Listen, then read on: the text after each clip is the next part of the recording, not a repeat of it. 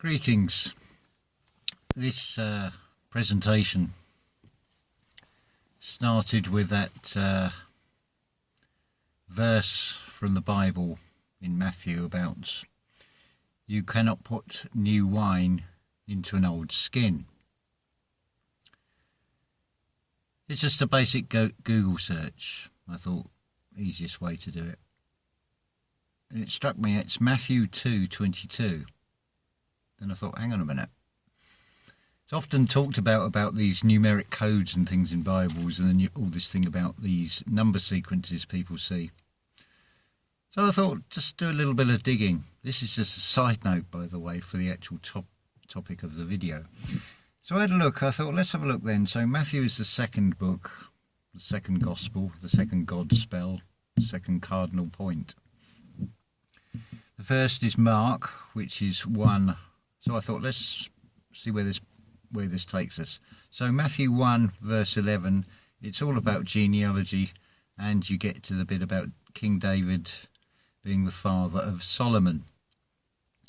And it's like straight away I'm taken to what Neville Goddard has said about this, and I'll refer you over to the Neville Goddard lectures and talks he gave in the 50s, 60s and into the early 70s.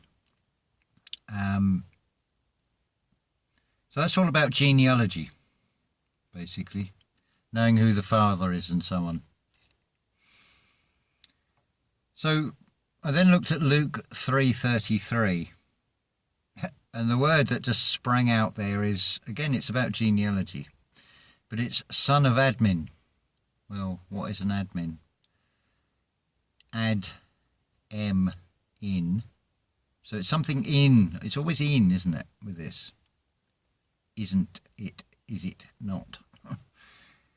So then thought, let's just have a look, for sake of completion. John 4:44.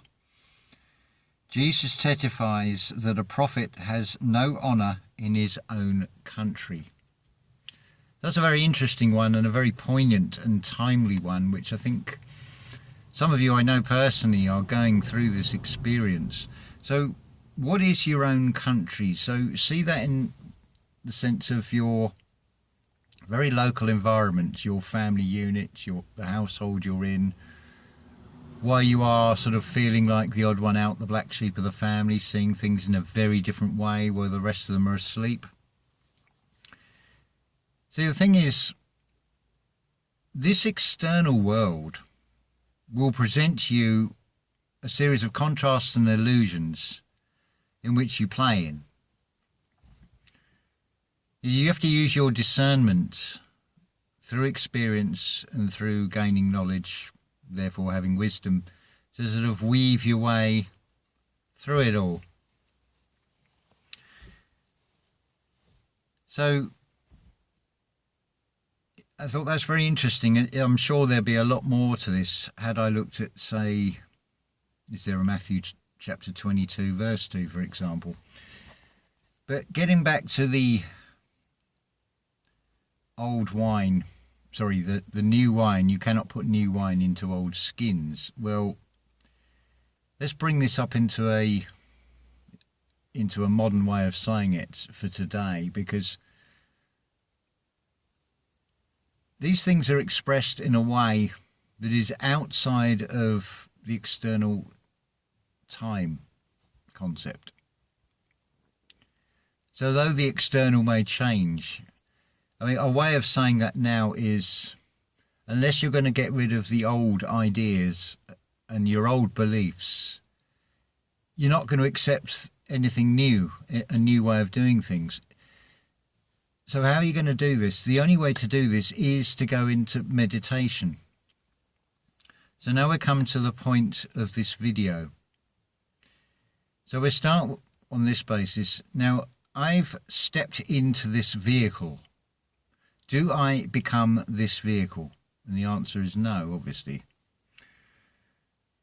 This is probably the biggest stumbling block that most people are up against. If you think of the car as being the physical body, and the car body is expressed as a body of a car, and then you have the engine, and then you need the right oils and things into that. Now, probably the ratio I'd have thought would be about the same.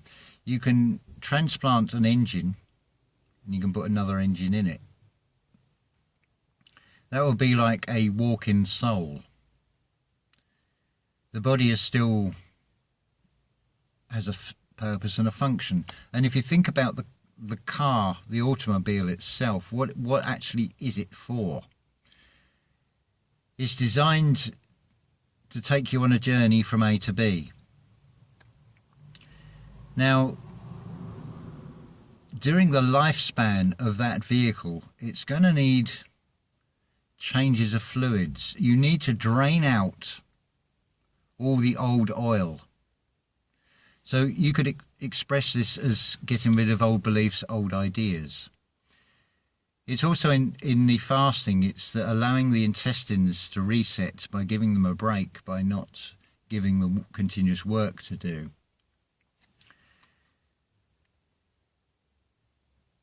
So,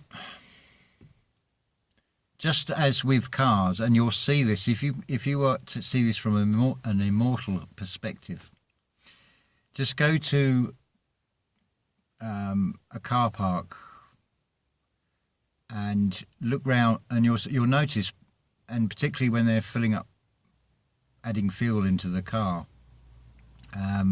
they look round at other people's cars, they'll be making a judgment. It's an outer shell, it's a body. But these vehicles on the road, you can also see by their actions and by their behaviour, if they do like erratic sudden turns with no warning, for example, no consideration for pedestrians, that sort of thing. This is really, it's not saying anything different than is said from Genesis to Revelations. It's just put in today's medium, really. Now, another question, or another thing to think about. You learn to drive a car, but how many of you that learn to drive a car and can operate a car quite capably and have no accidents and things, are able to park? Again, varying skill levels, we're all different on this. Some will master it easier than others.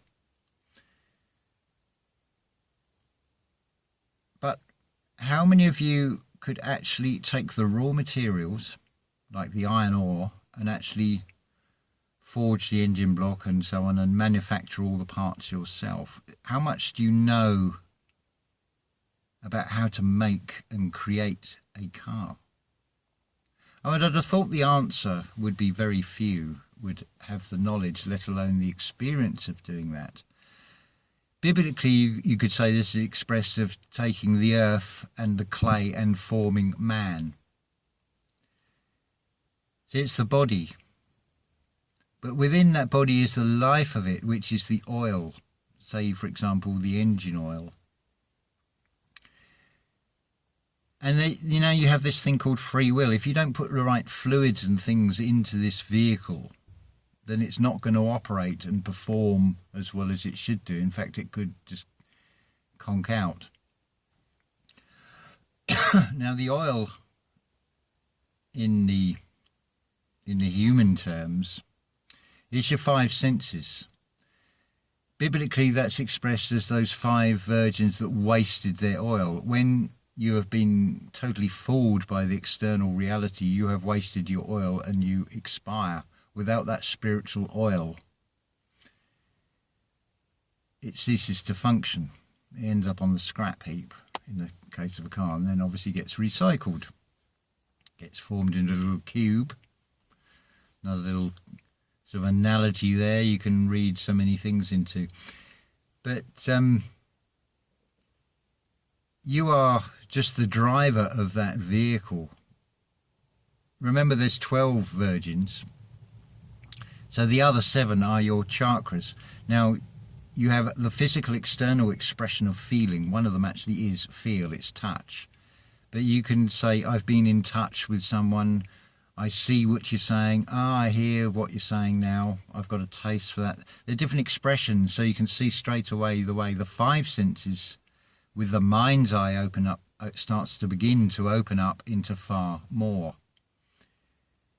SNC channel has made a brilliant video today, probably expresses it far more concisely and easier than I can, but I'm just taking a slightly different approach to try and help you, guide you. I mean, pun intended here. It's about being here to kill time, really, because eternity is, if you were able to measure it in terms of time, it would be a very, very long time, as Christine has also said. So, another little side note on this. You'll notice, maybe you haven't noticed this, the one language that is encouraged to be spoken universally is English. Now, in the UK, we drive on the left, so the oncoming traffic is on our right, and we're looking from left to right as it passes by. It's all going the same way as we read. Now, if you go on the continent, or in the United States, you're driving on the right side of the road, and the oncoming traffic, your eyes are doing the opposite, as if you're reading English. I wonder what the long-term effect of that would have. And also what came into my mind with this is the way that Hebrew reads from right to left. Remember, we're in duality, we're in mirror world, upside down world all the time. So, this really is just all one big game. You're the driver of a car. It's about harvesting the energy of the spirit, but the spirit is eternal. What can be done, though, is the separation of self, which is very cleverly done. You come into this reality and it's already playing out and can seem very strange, but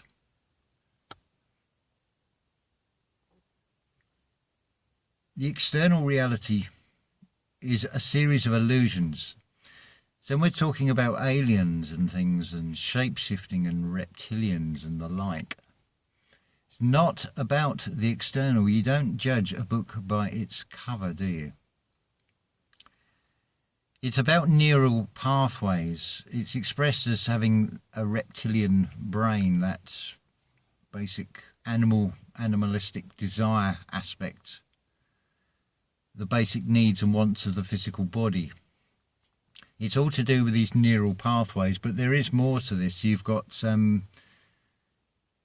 a religious way of expressing this is always talked about on the right hand, so it's RH. It's expressed in the blood. You've got RH0 and RH plus, minus and plus again. It's nothing or it's plus, because it's had something added, because as Christine has explained this, the RH negative is an original. It's an O. It's first time here. You're a source player. But that doesn't mean you're any better than anybody else, because a lot of these RH negatives are on the wrong side, for example. Doesn't mean because you're RH negative you're necessarily on the good side or the bad side, if you want to see it in terms of good and bad from this human perspective. But then you have RH plus, which are copies. Now, you can, like everything, you have versions. You have versions of the Bible, and a lot of them are an aversion. They are an aversion, and you should have an aversion to them if you're listening to the feeling that's coming from one of your chakras, and that is the solar plexus, the gut feeling. It's internally being that feeling. That's where, as Neville Goddard says, that is where it all comes from. The secret is in the feeling, how you feel about something. So you won't be able to distinguish anybody from the external covers. if we go back to the analogy of cars, you can see the difference between, say, a Ford and a Toyota, and I don't know what else we got out here, a Suzuki and a Renault. And I think that's a what's that, a Peugeot. But essentially they're all the same. They're all just a vessel to get you from A to B at the end of the day, and if you don't look after them, they can wear out. And you can put new life into them. It seems almost like the opposite of the wineskin idea in a way, because it is all duality. But it's emptying that vessel, just like when a car is serviced, it is drained of all its fluids, and they are filtered and renewed. It has new filters put in, air filters and things and so on as well, and brake fluid as well. All these things are renewed because they become worn. So in a way, it's about cleaning the house, as Passing by 33 would say. Not eating meat, which is, again, it's a mistranslation. Meat is including flesh in that. It's but you are what you eat. So if you want to eat something that's been murdered, then you're consuming death. And the body does have difficulty in digesting it. Look at the Iridology Diagnosis Solution channel videos for all about the human body. So you can go down the route of what would in the UK will be called the Haynes Manual, where you can now have a look at how the car is all put together and rebuild it and pull it apart and renew pieces on it and so on. That's basically what you're doing with the human body by looking at diet and things, because you can go down the route of Neville Goddard's teacher with Abdullah, who smoked cigars, and I think he drank wine, and he did eat meat when he lived to over 100, so they say. But it's free will, it's choice. What fluids and things you want to put into your motor, I'm not going to tell you what to do. You do what you feel is right for you. Because we also have the problem of corporate fruit and vegetables and how much nutrition is really in those. Everything is for profit, and you have to beware of false prophets after all. There's no accident that these words have all these different meanings. They are something to keep in mind, as it were, to look at. But ultimately it's about going within. It's about doing that meditation. It is seeing things, as Christine on SNC channel, see it from an immortal perspective, and everything does change. I mean, to give you an example of this, I could be all still playing the game and concerned about what Boris Johnson is going to say. You can guarantee that this is going to be a swings and roundabouts pendulum. It's cleverly worded. It's saying, he's basically saying about we're going to give you freedoms and let you make your own decisions, which will obviously be followed up probably in September by you're not trustworthy to govern yourselves. We've got a new outbreak of this or that, and so the drama continues in that soap opera theatre external world.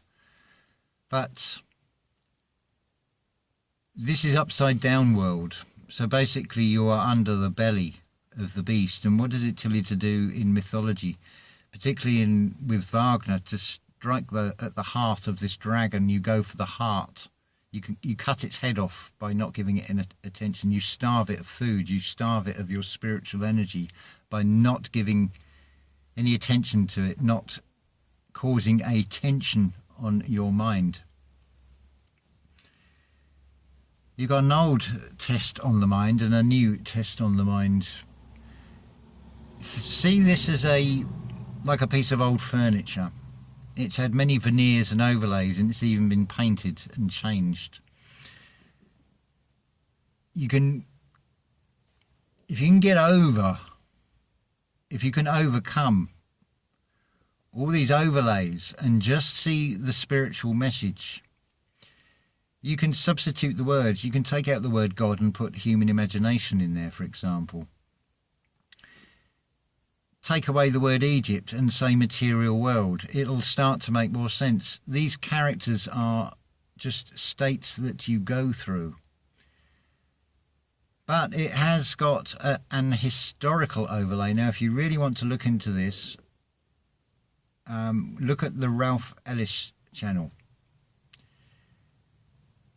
That, if you see the overall picture of that, what he's showing, whether it be right or wrong, he's going with mainstream history on dates. And I'm not even going to get into all that nonsense of what's the right timeline. I can't tell you anything before October the 30th, 2018, basically. Rest of that is all hearsay to me. That's where I came. This comes back to this John 4:44. About the prophet having no honour in his country, because those around will see the outside cover, they will see the external, they won't see the eternal spirit, the I amness that is within them. Now, a very easy way of testing this for yourself, those of you that have done at least some of the meditation and at least getting some of this, just shut your eyes. You'll feel and be aware of the presence of other people around you.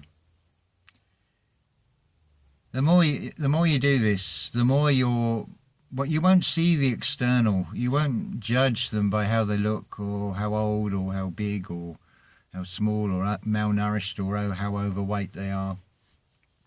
You just start seeing them or sensing them more as just like an energy being, and that's saying about a lot of people are very dim.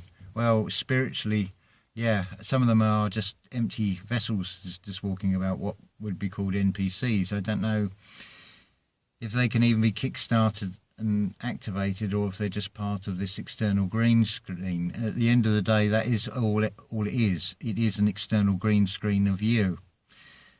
You are your own universe, and you overlap with adjoining universes, which you see as personified versions. But they are just another version of you. Once you find that I amness in you, you will see the I amness, that it's that namaste, that Inokesh, that soul recognition. In the same way, if you drive a particular make of car, you will start to notice other cars of the same make all of a sudden that you hadn't done before. Particularly if you're changing vehicle and to a different second-hand vehicle, and then one you haven't had before, and then suddenly you'll see all these other ones. Particularly if it's the same colour car, then you'll really notice it. And it's like an external variation of this soul recognition. But just to go back to this, the genealogy in Mark 1 verse 11, so 1:1:1. David is the father of Solomon. Well, I would have thought, if you just listen to that, Solomon, the soul of man, the solar man.